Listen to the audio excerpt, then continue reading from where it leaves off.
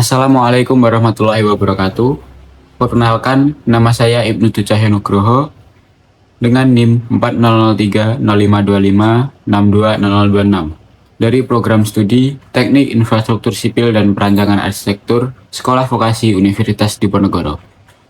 Jadi pada kesempatan kali ini saya akan sedikit membahas materi yang simpel namun cukup penting dalam teknik sipil dan arsitektur, yaitu konsep dan penerapan skala dalam proyek konstruksi.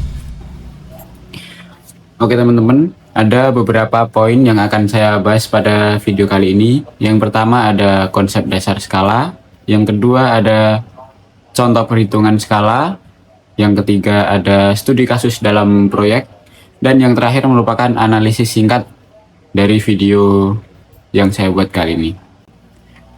Langsung saja kita masuk pada pembahasannya. Pada poin pertama saya akan membahas 3 hal, yaitu pengertian skala, jenis-jenis skala, dan rumus dasar skala. Jadi apa sih skala itu? Skala sendiri merupakan perbandingan ukuran antara objek pada gambar dan objek sebenarnya.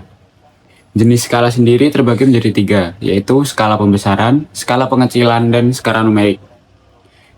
Skala pembesaran sendiri biasa digunakan untuk menggambar objek yang ukurannya sangat kecil sehingga diperbesar agar detailnya terlihat jelas pada gambar. Contohnya yaitu skala 5:1, 2:1, 10:1, dan sebagainya. Yang artinya jika menggunakan skala 5:1, maka 5 cm pada gambar mewakili 1 cm pada objek sebenarnya. Yang kedua ada skala pengecilan. Skala pengecilan merupakan skala yang paling umum kita temui pada kehidupan sehari-hari.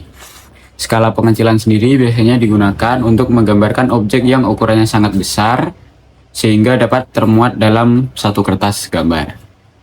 Contohnya yaitu skala 1:100, 1:200, 1:500, dan sebagainya. Yang mana artinya jika kita menggunakan skala 1:100, maka 1 cm pada gambar mewakili 100 cm atau 1 meter pada objek sebenarnya. Yang ketiga ada skala numerik. Skala numerik juga sering disebut sebagai skala angka, yaitu cara untuk menyatakan perbandingan antara jarak pada gambar dan jarak sebenarnya. Skala numerik sendiri memiliki satuan universal, yaitu bebas menggunakan satuan apapun asalkan masih dalam satu satuan yang sama. Selanjutnya saya akan membahas mengenai rumus dasar pada skala. Ada 3 rumus yang akan saya bahas pada kesempatan kali ini, yaitu yang pertama mencari jarak pada peta, yang kedua mencari jarak sebenarnya, dan yang terakhir yaitu mencari skala jika jarak pada peta dan jarak sebenarnya telah diketahui nilainya. Yang pertama yaitu mencari jarak pada peta. Mencari jarak pada peta dapat menggunakan rumus yaitu JP atau jarak pada peta sama dengan skala dikali jarak sebenarnya. Yang kedua yaitu mencari jarak sebenarnya. Rumusnya adalah jarak sebenarnya sama dengan jarak pada peta dibagi skala. Yang ketiga, yaitu mencari skala apabila jarak pada peta dan jarak sebenarnya telah diketahui nilainya. Rumusnya, skala sama dengan jarak pada peta dibagi dengan jarak sebenarnya.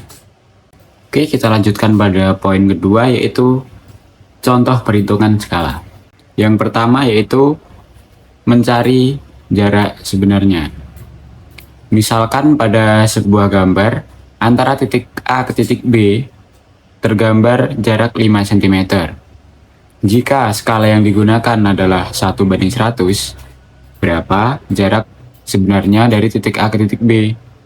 Untuk mencari jarak sebenarnya, kita bisa menggunakan rumus JS sama dengan JP dibagi skala, yaitu 5 cm dibagi 1/100. Karena pembaginya dalam bentuk pecahan, maka kita balik agar menjadi perkalian, sehingga menjadi 5 dikali 100/1. Maka hasilnya adalah 500 cm atau 5 meter. Yang kedua, menghitung jarak pada gambar. Misalkan kita mempunyai lahan sepanjang 20 meter dan kita ingin menggambarnya pada kertas menggunakan skala 1:200. Maka berapa panjang lahan pada gambar? Untuk menghitungnya kita bisa menggunakan rumus JP sama dengan JS dikali skala. Karena jarak sebenarnya menggunakan satuan meter, maka kita harus mengubahnya terlebih dahulu ke dalam sentimeter, sehingga 20 meter menjadi 2000 cm.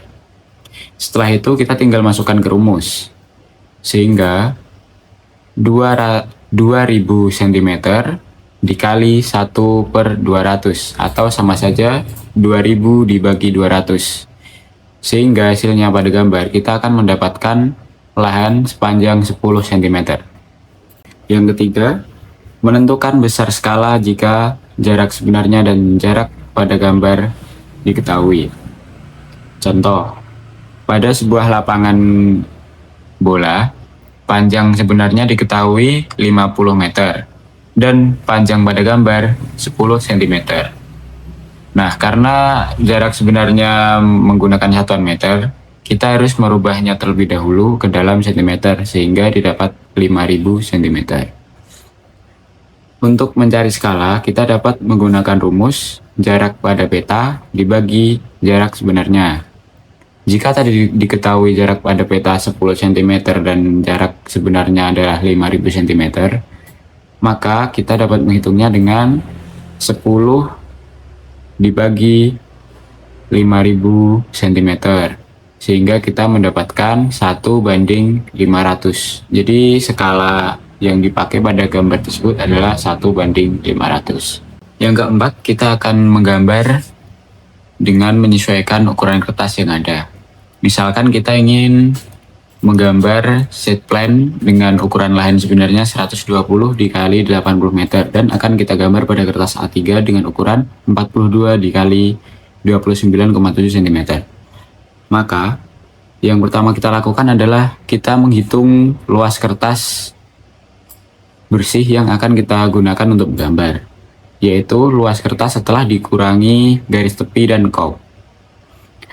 Garis tepi yang digunakan yaitu kiri sekitar 2 cm, atas bawah 1 cm, dan kanan 1 cm, serta kita beri kop 5 cm.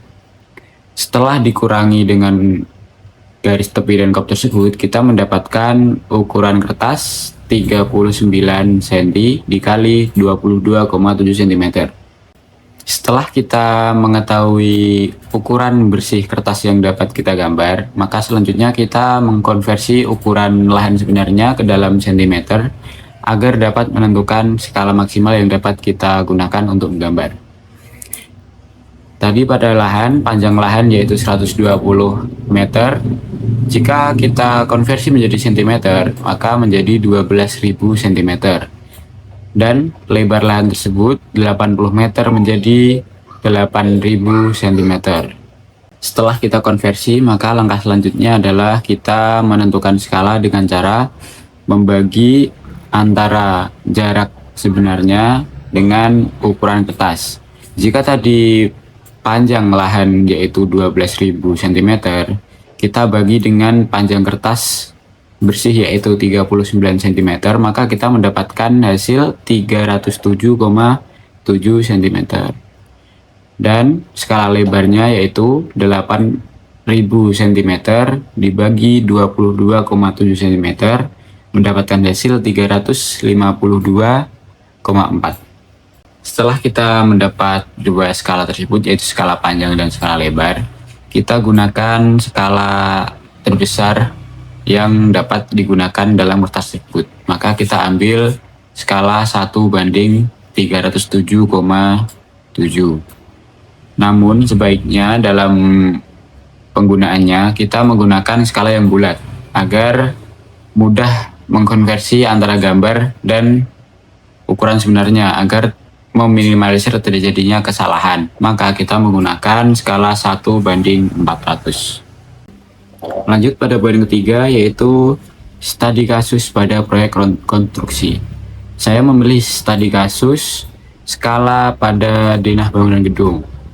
Pada bangunan gedung sendiri, skala yang sering digunakan yaitu 1:100. Mengapa skala ini dipilih? Karena skala 1:100 masih cukup detail untuk menggambarkan sekat-sekat pemisah antar ruangan dan detail-detail lainnya. Namun masih cukup untuk digambar dalam kertas A3.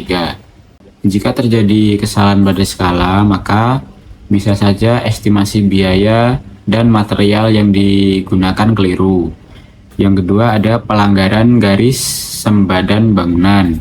Yang ketiga ada ketidaksesuaian antara ruang dan sirkulasi. Dan yang terakhir, struktur yang tidak sinkron. Yang terakhir adalah hubungan antara skala dan penelitian dalam pekerjaan. Semakin besar penyebutan skala, maka tingkat ketelitiannya akan semakin rendah. Misalkan skala 1:1000, skala 1:2000, maka ketelitian detailnya akan semakin rendah karena gambar tersebut terlihat sangat kecil dan sulit untuk diterjemahkan ke dalam dunia nyata. Makanya pada konstruksi gedung kita sering menggunakan skala 1:100 atau skala-skala yang penyebutannya lebih kecil, bisa 1:50 atau 1:20, tergantung dengan kebutuhan kita.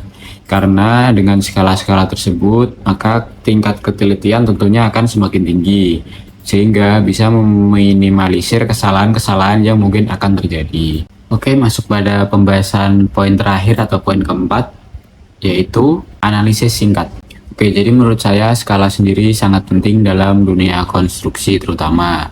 Kenapa demikian? Karena skala merupakan penjembatan antara gambar pada kertas dan apa yang akan kita buat pada dunia nyata. Tentunya pemahaman skala akan sangat penting agar tidak terjadi kesalahan-kesalahan yang nantinya akan merugikan proyek yang akan kita jalankan. Namun jika ada terjadi kesalahan interpretasi skala, maka kemungkinan yang akan terjadi adalah kesalahan struktur, keterlambatan pembangunan, pemberusahan material, bahkan dapat merugikan finansial. Oke teman-teman, mungkin itu saja yang saya bahas dalam video kali ini. Kurang lebihnya saya mohon maaf. Wassalamualaikum warahmatullahi wabarakatuh.